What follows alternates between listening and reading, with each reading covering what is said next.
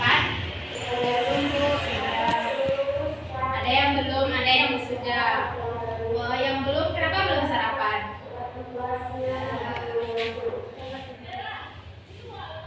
Besok sarapan ini dia.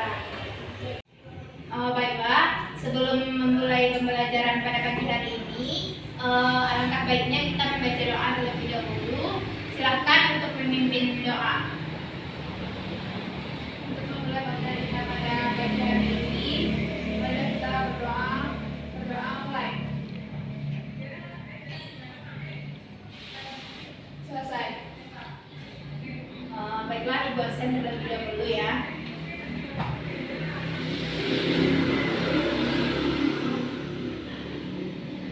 Baiklah, Bu. Ferry, Bu. Apakah ada yang tidak hadir? Ada, Bu. Siapa yang tidak hadir? Bu. Kabarnya? Baik, baiklah, pada pagi hari ini siapa yang tahu apa pembahasan kita hari ini? Makanan yang halal dan baik. Ya, betul sekali. Makanan yang halal dan minuman yang halal. Itu pembahasan kita pada pagi hari ini. Apa tujuan kita mempelajari tentang makanan dan minuman yang halal ini?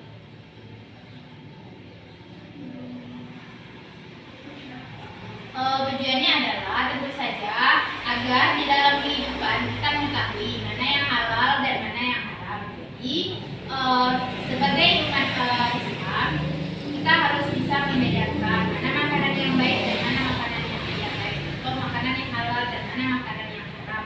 Karena makanan yang haram itu tentu tidak boleh untuk kita konsumsi, dan minuman yang haram juga tidak boleh kita konsumsi. Jadi jika kita tidak mengetahui mana yang halal dan mana yang haram, bisa jadi makanan tersebut telah kita konsumsi ternyata itu adalah sesuatu yang haram. Jadi itu pentingnya kita mengetahui mana makanan yang halal dan mana makanan yang haram. Bisa dipahami? Baiklah, langsung saja kita masuk pada pembahasan pada pagi hari ini mengenai makanan dan minuman yang halal.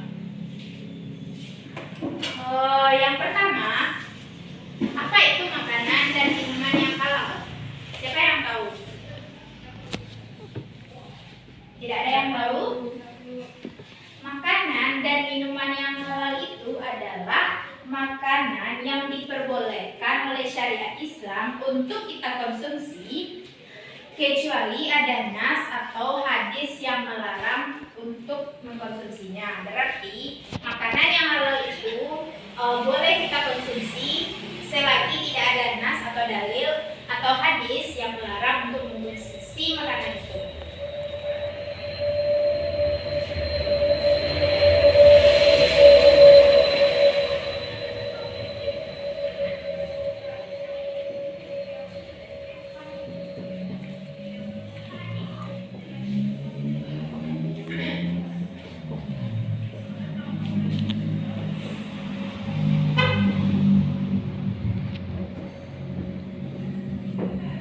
Jadi selagi makanan itu tidak ada dalil yang melarangnya, berarti kita boleh untuk mengkonsumsinya. Kemudian kita masuk kepada jenis makanan atau minuman yang halal. Jenis makanan dan minuman yang halal itu terbagi menjadi dua, yaitu halal dan thayyibah atau thayyiban, yaitu baik, berarti baik. Jadi makanan dan minuman itu terbagi dua, ada yang halal dan ada yang baik. Jadi makanan dan minuman itu terbagi dua, yaitu halal dan baik. Kalau halal itu berarti makanan dan minuman itu adalah diperbolehkan untuk dikonsumsi. Diperbolehkan. Kalau thayyiban itu baik untuk dikonsumsi. Kita lihat dari segi halalnya, itu terbagi terbagi dari tiga. Yang pertama adalah halal dari segi cara mendapatkannya. Makanan yang halal itu jika kita lihat dari cara mendapatkannya bisa jadi berubah menjadi haram. Karena apa? Banyak sekali proses untuk mendapatkan makanan itu. Contohnya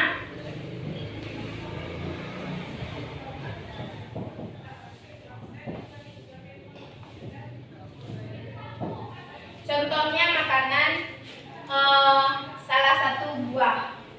Contohnya adalah buah jambu.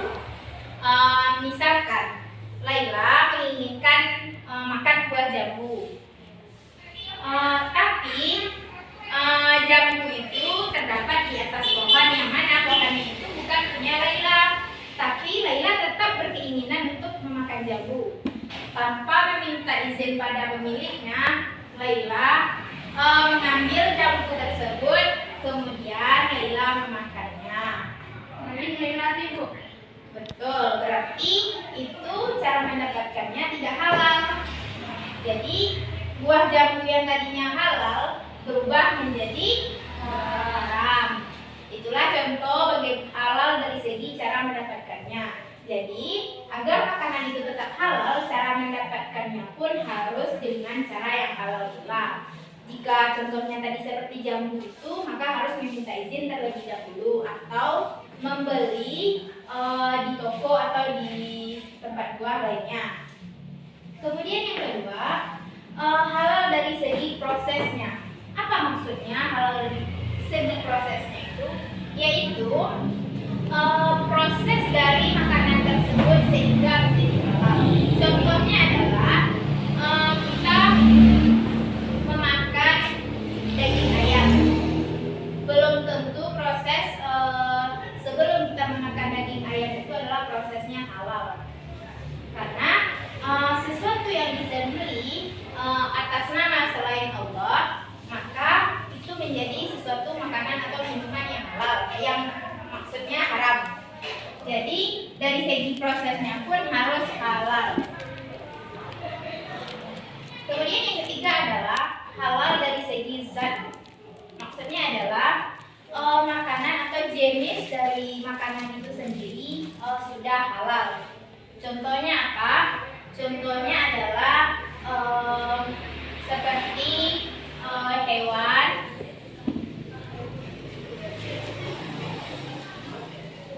seperti ayam. Ayam itu kan halal dari segi zatnya. Tidak ada ayam itu yang haram kalau zatnya, kecuali proses dan lain halnya. Atau sapi atau kambing itu kan baik atau halal untuk dikonsumsi. Jadi itulah contoh dari halal dari segi zatnya atau asalnya. Kemudian kita masuk kepada tadi makanan yang baik atau thayyiban. Terbagi menjadi dua contoh. Contoh yang pertama adalah makanan itu tidak baik jika mengandung zat seperti formalin. Kemudian bisa juga tidak baik karena adanya pewarna pakaian. Maka makanan itu tidak lagi menjadi makanan yang baik. Jadi thayyiban di sini artinya adalah makanan yang baik, yang sehat, bergizi. Yang mana makanan itu mengandung gizi, mengandung zat-zat yang bermanfaat untuk tubuh kita jika kita konsumsi. Baiklah, sampai di sini apakah sudah paham? Apakah ada yang ingin ditanyakan? Masih bertanya, Bu. Iya, Laila, silakan. Kalau tadi artinya diperbolehkan thayyiban apa sih bedanya? Ya, karena halal ini kan diperbolehkan oleh syariat Islam.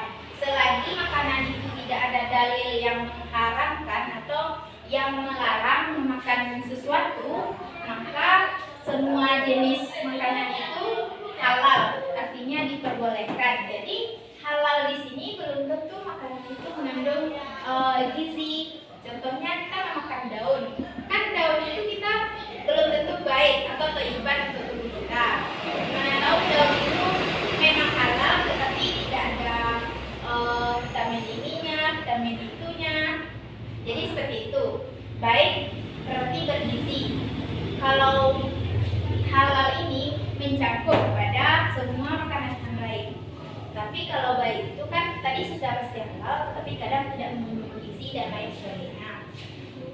Paham Laila? Paham Bu. Baiklah, yang kedua kita masuk kepada makanan dan minuman yang haram.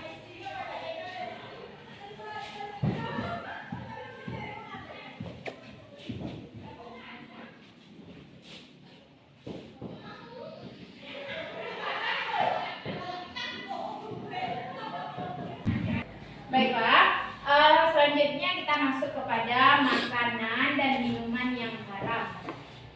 Jika tadi kita membahas tentang yang halal, selanjutnya kita masuk kepada yang haram. Artinya, makanan atau minuman itu haram karena dijelaskan atau ada dalil yang menjelaskan bahwa makanan itu adalah makanan yang haram. Kemudian, apa saja jenis makanan yang haram ini dan minuman yang haram ini? Yang pertama adalah namanya haram lizatihi, yaitunya zatnya.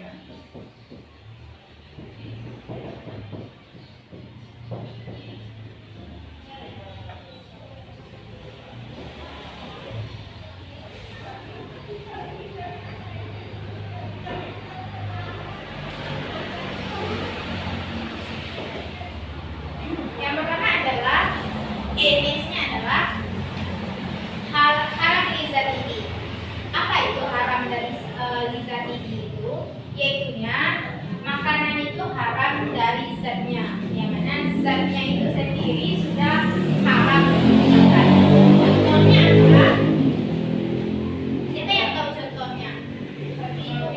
Ya, betul sekali. Ini berupa contoh-contoh bentuk-bentuk makanan yang haram untuk dimakan. Ini contoh dari makanan yang dari segi zatnya itu sendiri sudah mengharamkan, jadi tidak boleh dikonsumsi. Jelas? Jelas Bu. Kemudian selain babi, contohnya apa? Darah. Ya, darah. Kemudian ada khamar atau minuman keras, minuman yang beralkohol. Itu tidak boleh dikonsumsi karena ada dalil atau nas yang menjelaskannya. Kemudian kita masuk yang kedua, liquidity, yaitu haram karena faktor eksternalnya. Apa maksudnya? Makanan itu zatnya awal mulanya adalah halal, kemudian karena faktor lainnya berubah menjadi haram. Contohnya adalah bangkai.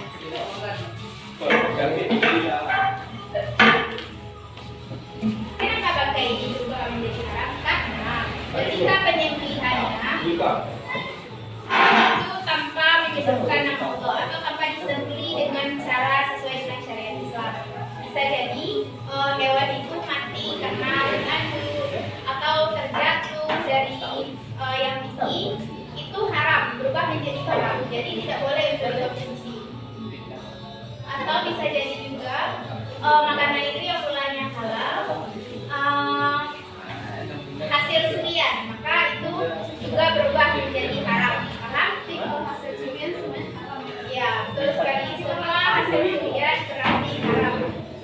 Kalau kita lapar, kan masih banyak cara-cara yang lain untuk kita mendapatkannya. Kalau ingin curi itu sudah pasti makanan dan minuman yang kita dapat itu berubah menjadi haram. Jadi sudah pasti tidak baik untuk dikonsumsi.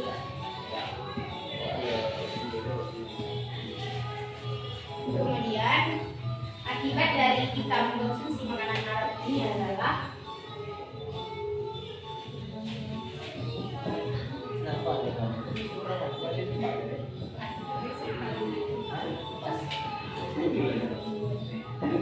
amal ibadah kita itu tidak diterima oleh Allah. Jadi jangan pernah kita untuk mengkonsumsi makanan yang haram. Bisa dimengerti? Jika tadi kita lihat makanan yang haram ini, itu ada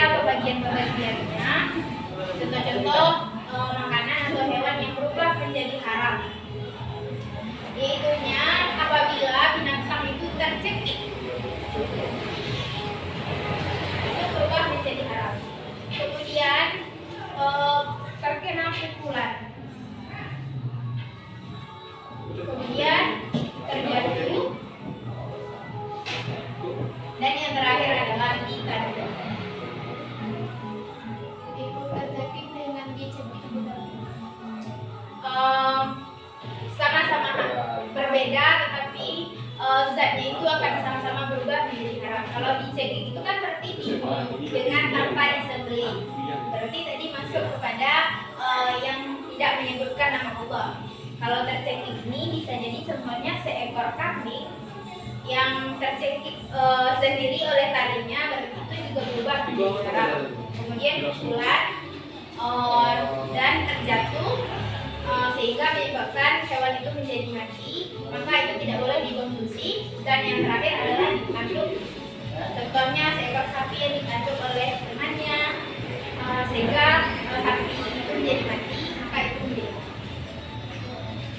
Apakah ada yang ingin ditanyakan? Ya Bu, sedikit Bu. Kesalahan adalah yang kamar tadi Bu. Kamar kalau sosialisasinya Komar itu kan berarti memabukkan. Sesuatu yang memabukkan itu adalah haram. Jadi suatu zat yang namanya jika dikonsumsi secara berlebihan, walaupun itu bukan minuman yang komar, tetapi mengakibatkan memabukkan itu berubah menjadi haram. Karena memabukkan itu kalau kita lihat dari segi artinya kan menutup jiwa seseorang dari kesadarannya berubah menjadi tidak sadar. Maka karena itulah berubah menjadi haram. Baiklah, sampai di sini. Apakah masih ada yang ingin ditanyakan? Baiklah.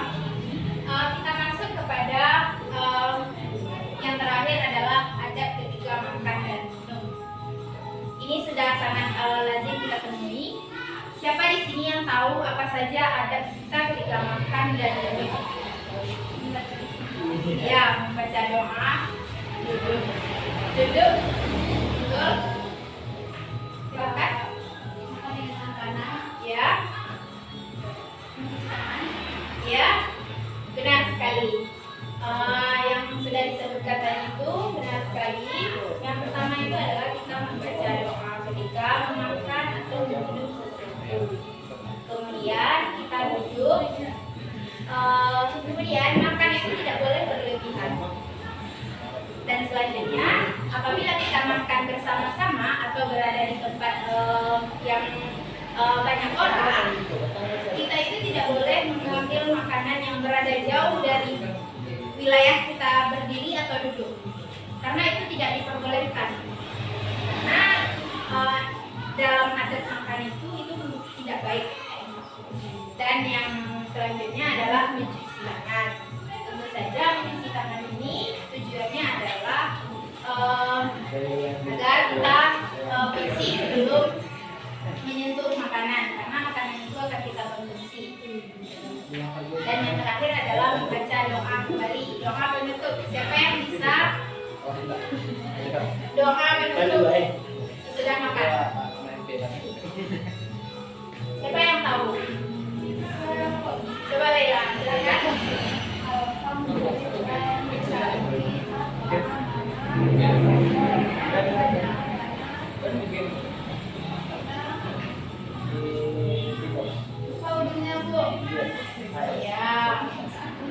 Ya, nanti dibaca ya, tuliskan.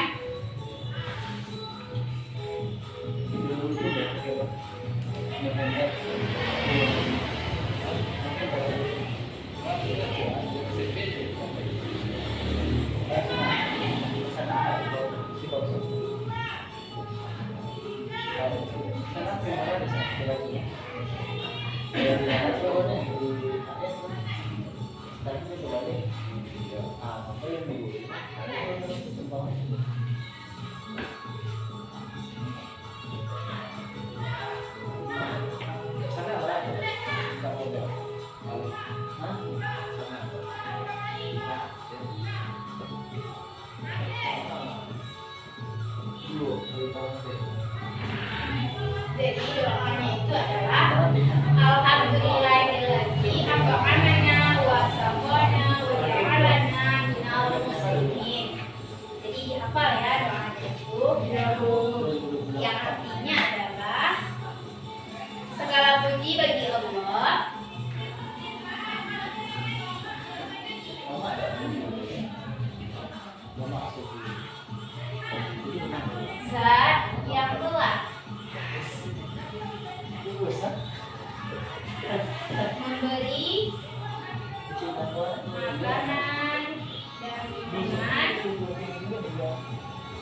menjadikan kami termasuk golongan orang-orang muslim. Jadi itulah doa untuk menutup makanan atau doa ketika kita sudah selesai makan ya. Baiklah, sampai di sana apakah ada yang ingin ditanyakan? Tidak ada, baiklah. Jika ada pertanyaan atau yang tidak paham boleh diajukan terlebih dahulu. Baiklah, jika tidak ada, ibu yang akan bertanya. Siapa yang bisa menyebutkan jenis-jenis makanan yang haram?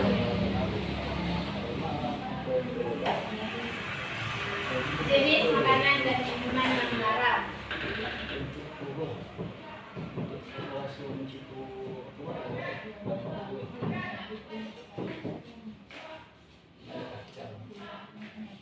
Di zat tinggi itu dari zat apa? Ya, Kalau dari itu prosesnya. ya, atau dari segi pengaruh dari faktor eksternalnya. Berarti internal eksternal itu. Ya. Selanjutnya, siapa yang bisa menjelaskan apa itu makanan dan minuman yang halal?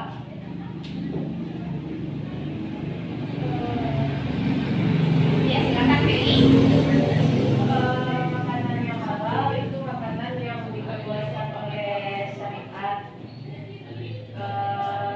dan tidak ada nas Al-Quran atau hadis yang mengharapkannya. Ya, betul sekali. Apa yang dijelaskan oleh Feli tadi. Baiklah, kelihatannya sudah paham semua. Kita bahas terakhir, makanan yang halal dan yang haram. Yang pertama, makanan yang halal dan minuman yang halal, yaitu makanan yang diperbolehkan oleh syariat untuk dikonsumsi kecuali ada nas atau hadis yang mengharamkan makanan tersebut. Kemudian ada makanan yang haram, yaitu jika ada nas yang menjelaskan bahwa makanan itu adalah haram. Kemudian kita masuk kepada pembagian yang haram tadi. Yang pertama adalah lizatihi, dari segi zatnya. Yang kedua adalah lighairihi, dari segi faktor eksternalnya, apa yang mempengaruhi makanan itu sehingga menjadi haram. Dan yang ketiga, kita masuk pada adab ketika makan dan minum. Jadi, yang telah dijelaskan tadi yaitu membaca doa, duduk, membersihkan tangan atau tutup tangan, kemudian tidak berlebihan, dan yang terakhir adalah membaca doa penutup. Baiklah, sampai di sini pembahasan kita pada hari ini. Silakan untuk minggu depan ditulis kembali penjelasan mengenai materi kita pada hari ini berupa kesimpulan saja dan dikumpulkan minggu depan. Bisa dipahami? Ibu izin bertugas sama yang kemarin. Iya, nanti silakan dikumpulkan ya. Untuk hari ini kita cukupkan sampai di sini. Baiklah, assalamualaikum